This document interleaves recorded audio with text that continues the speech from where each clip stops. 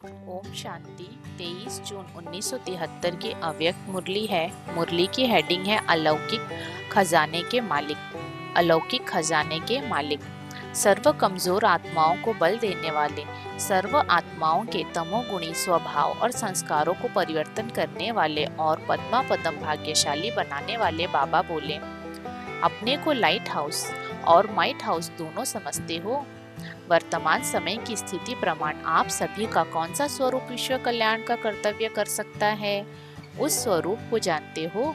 इस समय आवश्यकता है माइट हाउस के स्वरूप की। क्या ऐसा अनुभव करते हो कि ऑलमाइटी बाप की संतान हम भी माइट हाउस बने हैं? सर्व शक्तियां अपने में समाई हुई समझते हो।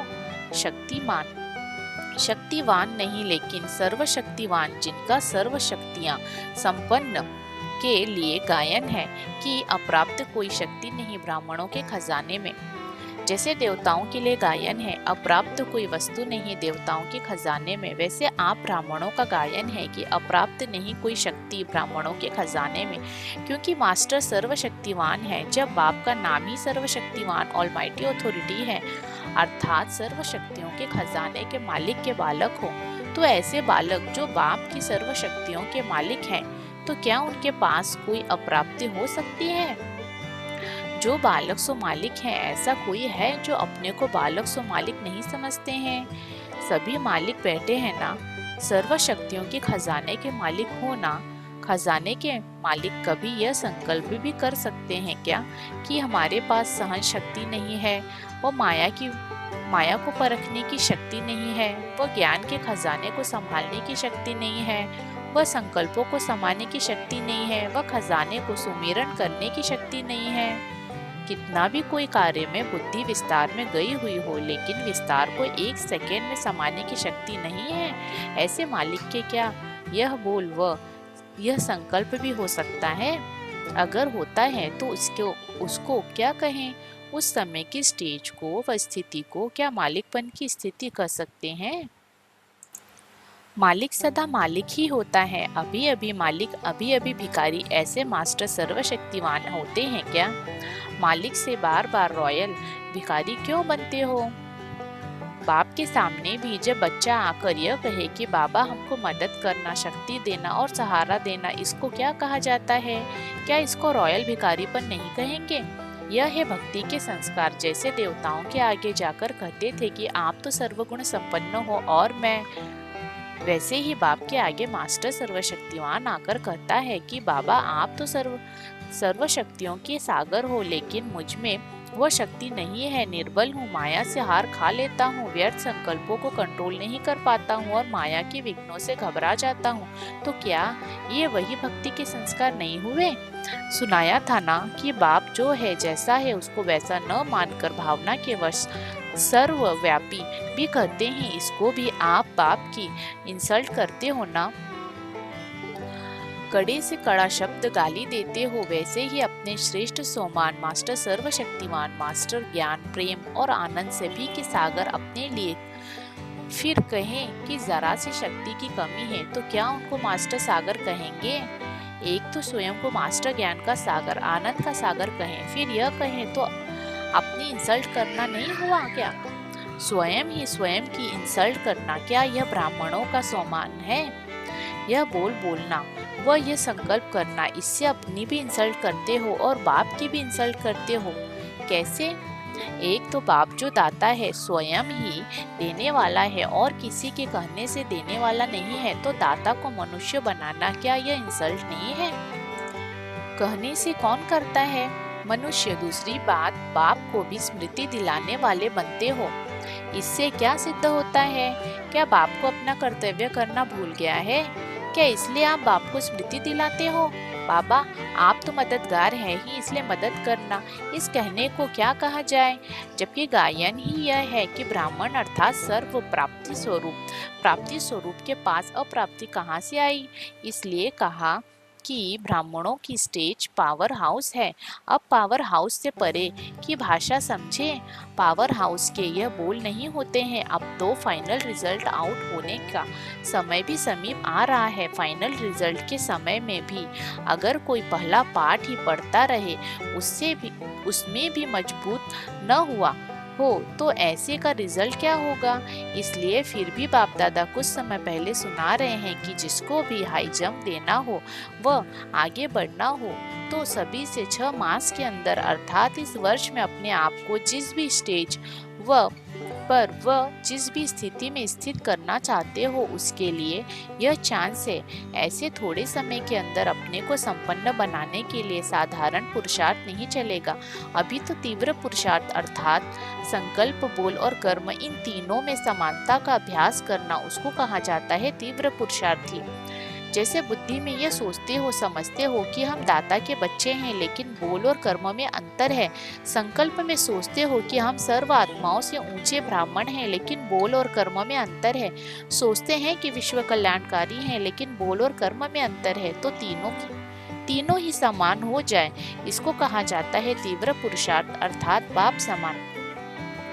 तो क्या ऐसे अपने को बाप समान बनाने के लिए समय दे रहे हैं?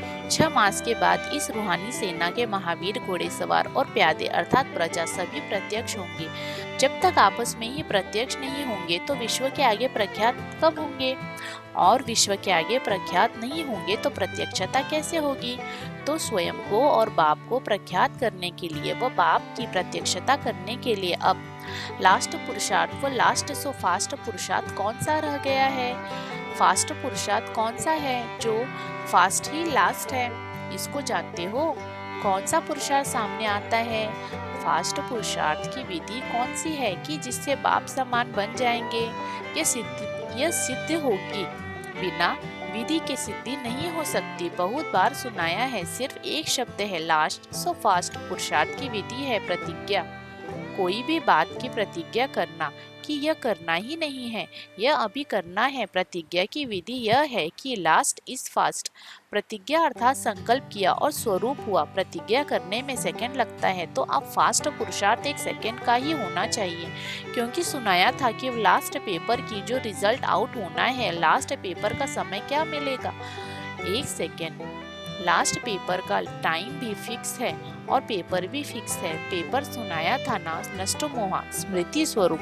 1 सेकेंड में ऑर्डर हुआ नष्टो मोहा बन जाओ, तो 1 सेकेंड में अगर नष्टो मोहा स्मृति स्वरूप न बने, अपने को स्वरूप बनाने अर्थात युद्ध करने में ही समय गवा दिया और बुद्धि को ठिकाने लगाने में समय लगा दिया, तो क्या हो जाएंगे?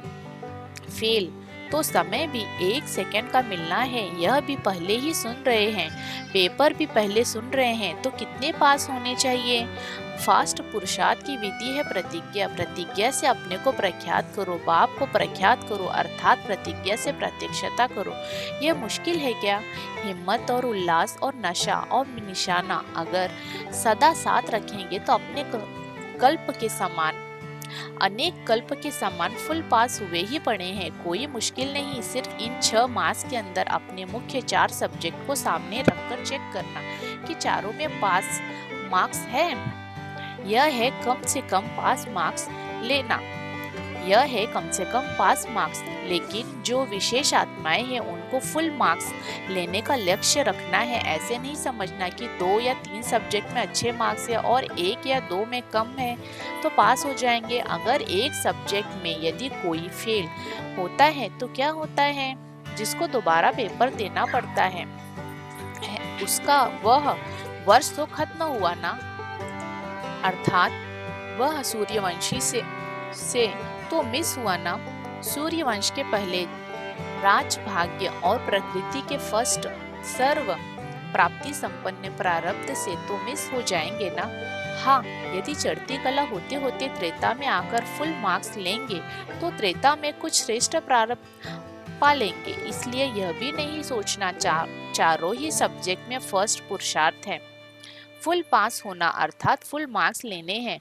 सेकंड पुरुषार्थ सभी सब्जेक्ट में पास मार्क्स लेने का है और तीसरा पुरुषार्थ तो करना ही नहीं है, क्योंकि तीसरे का तो सोचना ही नहीं है। बाबा फिर भी टाइम दे रहे हैं, अपने आप को सभी सब्जेक्ट में कंप्लीट कर लो, समझा? तीन ग्रुप आउट करने हैं। नंबर 1 एवर रेडी ग्रुप, दूसरा रेडी ग्रुप, तीसरा लेजी ग्रुप। इस 6 मास के अंदर अपने को परिवर्तित कर फर्स्ट ग्रुप में लाना है, अर्थात एवर रेडी ग्रुप ऑर्डर हुआ और किया। ऑर्डर मानने में लेजी नहीं। इन 3 ग्रुप में स्वयं को दर्पण में साक्षात्कार हो जाएगा। जैसे कल्प पहले ब्रह्मा कुमार यानी नारद ने दर्पण में अपना साक्षात्कार किया ना, वैसे नॉलेज रूपी दर्पण में स्वयं ही स्वयं का साक्षात्कार करेंगे कि मैं किस ग्रुप में हूँ और किस ग्रेड में आने वाला हूँ। जैसा ग्रुप वैसे ग्रेड्स होंगे ना। अच्छा, सदा स्वयं के प्रति और विश्व के प्रति शुभ चिंतक स्थिति में स्थित रहने वाले, हर सेकंड और हर संकल्प श्रेष्ठ व्यतीत करने वाले, सदा अपने खजाने की स्मृति और सुमिरन में रहने वाले, सदा खुशी की खुराक में भरपूर रहने वाले, सर्व कमजोर आत्माओं को बल देने वाले, सर्व आत्माओं के तमोगुणी स्वभाव और संस्कारों को परिवर्तन करने वाले, साक्षी और सदा साथी अनुभव करने वाले, ऐसे कोटों में से कोई और कोई में से कोई पद्मा पद्म भाग्यशाली आत्माओं को बाप दादा का याद प्यार और नमस्ते। अच्छा, ओम शांति।